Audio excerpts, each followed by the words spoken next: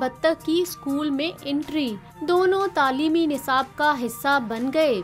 ये अनोखा अंदाज अपनाया गया है रोमानिया के मिडिल स्कूल में, जहां मुर्गी और बत्तख की मदद से बच्चों को तालीम से आरास्ता करने का एक जदीद तरीक़ाकार इख्तियार किया गया है, जिसे बहुत पजीराई मिल रही है।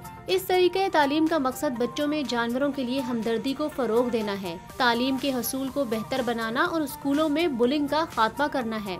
इसके अलावा रोमानिया के 20 स्कूलों में 5वीं और 6ठी क्लास के बच्चों के लिए एक नए निसाब के तौर पर जानवरों के बारे में आगाही प्रोग्राम मुतारिफ करवाया गया है, जिसमें बच्चों को जानवरों की पनाहगाहों और शेल्टर्स का दौरा भी करवाया जाता है, क्योंकि इस तरह के तजर्बात से बच्चों में इंसानों के साथ साथ जानवरों से भी हमदर्दी के जज्बात पैदा होंगे।